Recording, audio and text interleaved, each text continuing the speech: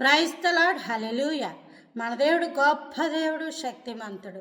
మన దేవుడు మనకిస్తున్న చక్కటి వాగ్దానం 25వ తారీఖు 6వ నెల 2026 సంవత్సరం.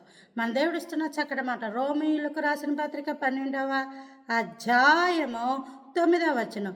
మీ ప్రేమ నిష్కపటమైనదై ఉండవలను, చెడ్డదాన్ని అసహించుకొని మంచి దానిని హత్తుకొని ఉండుడి. హల్లెలూయా.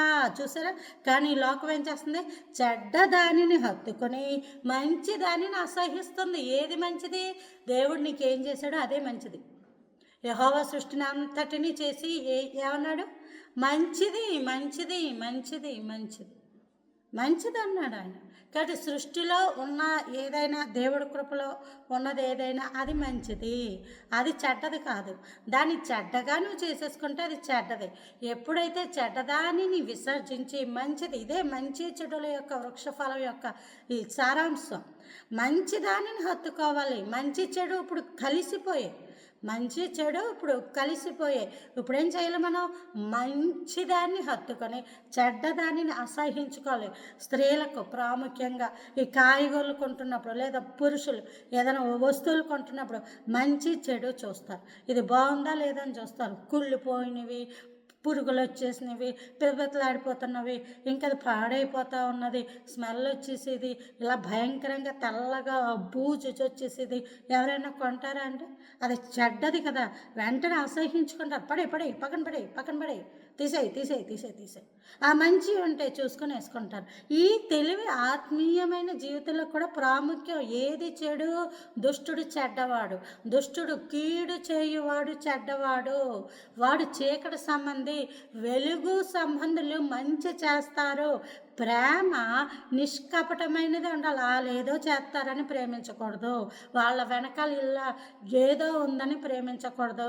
వాళ్ళ వల్ల పరిచర్యకి ఏదో అద్భుతం జరిగిపోద్ది, పరిచర్య ఏదో అభివృద్ధి చెందుతుందని వాళ్ళని ప్రేమించకూడదు. అసలు ప్రేమ అంటూ వస్తే దేవుణ్ణి తప్పి ఎవరిని ప్రేమించకూడదమ్మా.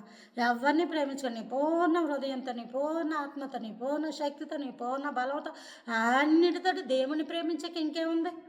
ఆలోచించండి. మిగతావన్నీ నేను అర్థం చేసుకున్నంత వరకు బాధ్యతలు. సంఘము ఇది ఒక బాధ్యత, కుటుంబము ఇది ఒక బాధ్యత. మన బాధ్యతలు మనము నిష్కపటముగా నెరవేర్చాలి. వాళ్ళు ఏదో చేసేస్తారు.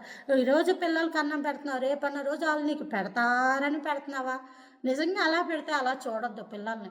వాళ్ళు పెట్టచ్చు, పెట్టకపోవచ్చు. రేపొద్దున్న రోజున వాళ్ళు బాగుపడవచ్చు, వ్యాపారం చేసుకోవచ్చు, ఏదో చేసుకోవచ్చు. అందుకని నువ్వు కూర్చొని పుస్తకం పెన్ను పెట్టేసి నేను నీకేమేం కొన్నాను, ఏమేం చేశాను, నువ్వు నాకేమేం చేశాను లెక్కలు వేసేస్తావు. ఇప్పుడు నిష్కపటముగా అంటే అర్థం ఏంటంటే వాళ్ళ నుంచి నువ్వేమీ ఆశించుకో. దేవుడి నామాన్ని బట్టి నువ్వు చేసుకుని వెళ్ళు. కాగా క్రీస్తు ప్రేమను, దేవుని ప్రేమను మరచుటకు దేవుడు అన్యాయస్తుడు కాదు.